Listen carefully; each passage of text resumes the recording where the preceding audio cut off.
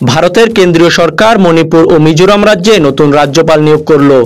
গত মঙ্গলবার কেন্দ্রীয় সরকার দেশের যে 5 রাজ্যের রাজ্যপাল বদল করেছে তার মধ্যে উল্লেখযোগ্য এই 2 রাজ্য।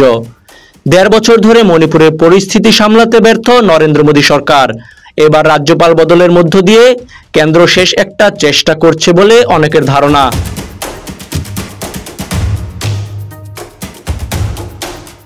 মণিপুর রাজ্যপাল করা হলো কেন্দ্রীয় স্বরাষ্ট্রমন্ত্রী অমিত শাহর অতি ঘনিষ্ঠ আমলা সাবেক কেন্দ্রীয় স্বরাষ্ট্র সচিব অজয় ভাল্লাকে।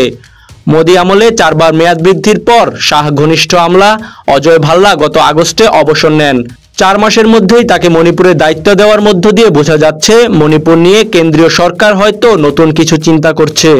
মণিপুরের রাজ্যপালের পদ থেকে মধ্যপ্রদেশের বিজেপির আদিবাসী নেত্রী অনসুয়া উইকিকে গত জুলাইয়ে সরিয়ে দেওয়া হয়। সেই থেকে আসামের রাজ্যপাল লক্ষণ প্রসাদ আচার্য মণিপুরেও দায়িত্ব সামলাচ্ছিলেন। রাজনৈতিক মহলের ধারণা, উপদ্রুত মণিপুরে কেন্দ্রীয় সরকার হয়তো ভবিষ্যতে রাষ্ট্রপতির শাসন জারি করবে।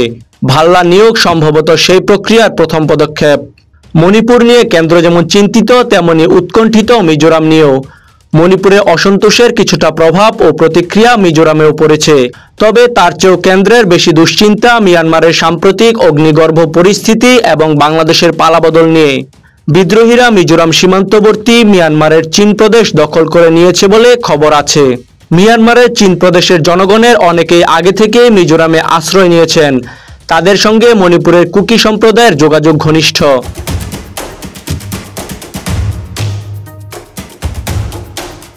ভবিষ্যতের অনাকাঙ্ক্ষিত পরিস্থিতি মোকাবেলায় মিজোরামের রাজ্যপালের দায়িত্বে তাই আনা হয়েছে সাবেক সেনাপ্রধান অবসরপ্রাপ্ত জেনারেল ভিকে সিংকে।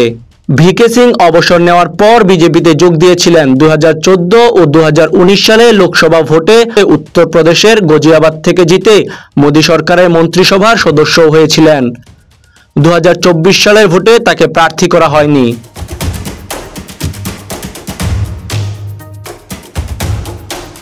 মিজোরামের রাজ্যপাল ছিলেন হরিবাবু কামভামপতি।